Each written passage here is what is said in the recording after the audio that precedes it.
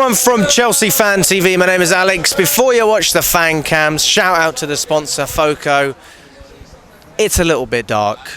I don't have the Hawaiian shirt on, apologies for that. But you've seen some of what they can offer. There is much, much more. Click the link down below, use the code cfctvyt to get a 15% discount off of all things FOCO. Even if it's not Chelsea, you might be a Servette fan watching this, or I don't know who you support. I'm guessing you're a Chelsea fan. You can scan the QR code as well. There might be something for you. Anything Chelsea, anything football, lots of different merch. Check it out, guys. Hello, everyone from Chelsea Fan TV. My name is Alex. I'm outside Stamford Bridge after a 2-0 win against Servette. I'm here with Mr. Brendan Cobbina. Yes, sir. How are you doing, man? I'd love to shake your hand. And actually, it's been a couple of days, but this guy put me through a hell of a workout. He had a great workout. And, mate, I have never ached so much in my life. I've never ached. Makes me happy to hear. Love it. I mean, I'm a tennis. My day job is I don't do this full time. My day job, I'm a tennis coach, mate. So I'm trying to teach people how to play. I'm like, bloody hell.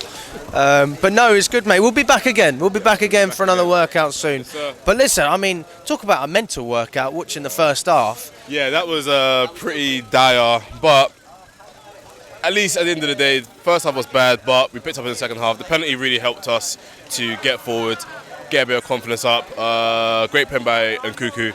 Madueke was decent. Leading up to the goal, he kind of felt a bit like he wasn't really in it, but the goal gave him more confidence. And I just think now that we're getting the goals, the confidence is going to come up, and that's where we want to be, to get more confident, to get into the box, make those decisions, and start to win the games. Yeah, I mean, how do you compare it to what you saw against City? Because you weren't happy after that game. I wasn't happy at all. I mean, to be honest, the first half was the same. I had the same opinion that I had last week, where I was like, this is dire, no one's really doing anything, no one's going forward, we don't look like we're making the right decisions, we don't look like a good football team, we look really poor, really lackluster. Yeah. But of course, second half they picked it up, and again, because of that, I'm more confident that if you carry on the momentum we have from the second half going into the season, we know we are able to score. People can say, oh, but it's the Conference League is low. One, don't disrespect the European competitions, and two, it's something, and we can work with something. Yeah. And that's the important thing. This is actually a much bigger game than people realise. I was saying earlier on when I was in the stand, I was like, people don't realise if we lose, we are not going to be in the Conference League. Yeah. And all of this talk about European football is for nothing. Yeah. Like, do you know how embarrassing that would be? Not just for the fan base, the whole squad, Maresca.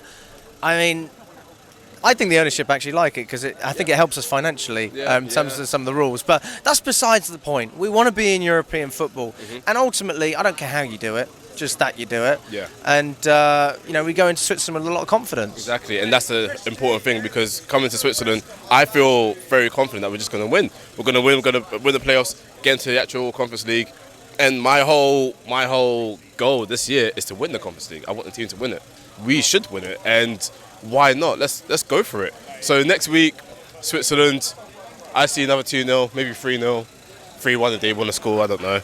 But I'm very confident going to that game, and yeah, we will see really, but I'm very confident.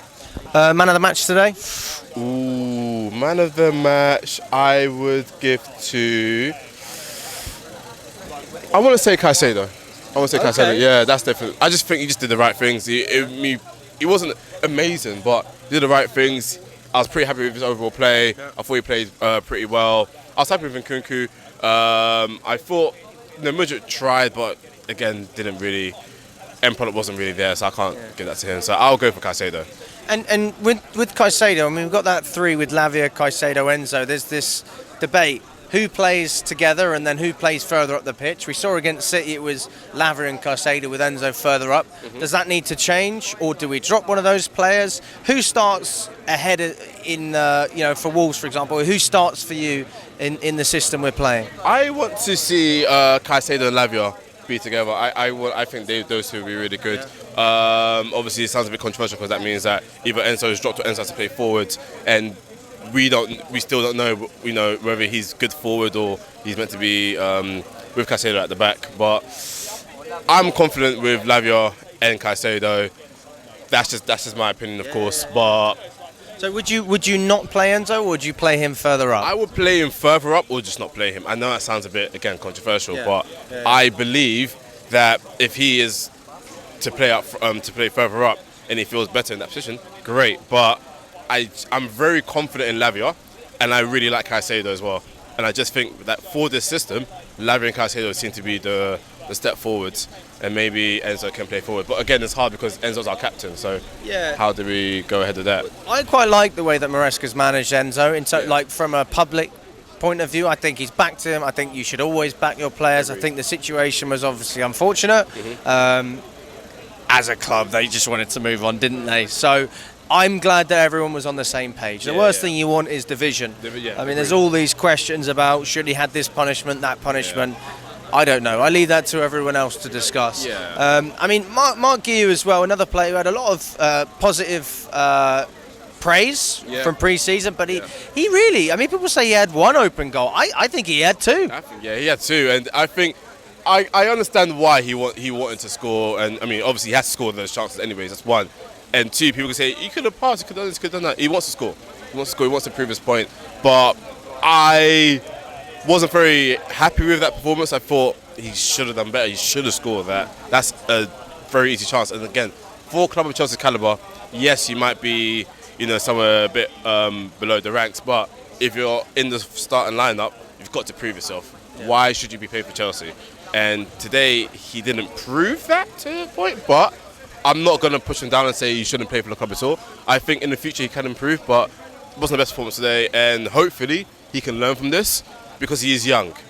He is young, and if he can learn from this, become better in the future, and show why he should play for Chelsea. Well, I mean, you weren't happy with Jackson, you're not happy with Guiu. Who do we play up front? There you go, it's another story. I mean, I was even thinking, saying Cuckoo up front. I want Jackson to prove me wrong. I'm begging for Jackson to prove me wrong, because he has the potential, but again, as you saw last week, wasn't really happening. So, who do you play up front? I don't know. I want to say Nkuku, but I feel like he should be playing behind. Jackson, I guess, is all we have for now. I mean, I'm waiting for us to get another striker, but I don't know if that's going to happen or not. I'm not sure, but let's just say Jackson for now. We had to stick with him for now, at least. I mean, we played Palmer as a false nine, but I'm not particularly a big fan of it. I'm not a big fan of that, no. I'm not a big fan of Palmer false nine. I just don't think it will work. It'll work out well in the long run, so no. And then the defence as well. Defence is interesting. Disasi today, poor guy. He just didn't have a good game. I think he tried, but he was just getting bullied by their left winger. Don't know his name. So he was alright. He wasn't that great, but he wasn't poor. Everyone else, Tosin, I thought he did the right things. He was pretty well. He was solid.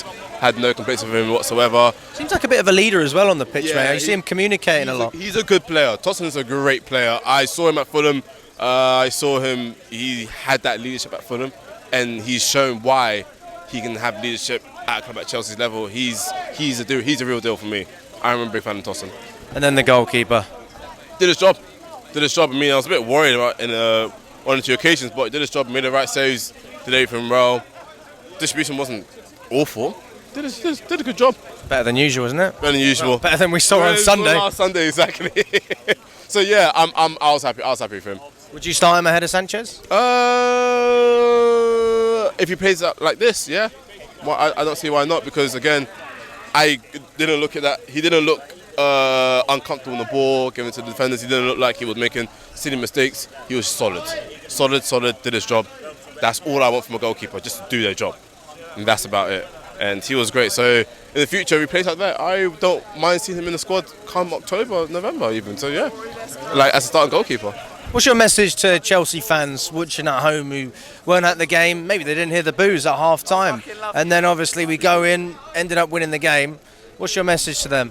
I mean, it's about the positivity. It's about understanding that we're not in the best position right now, but as long as you can get behind the club, as long as you can get behind the players, get behind the team, let them enjoy themselves, and that's all we've got to do. Just be there, get behind the team. I've been negative myself, but I'm trying to be more positive, because negativity just doesn't help us. So let's be more positive. Let's get behind the team. Let's go for it, guys. And you're missing one thing that we also need to do. Go to the gym. Go to the gym. There you go.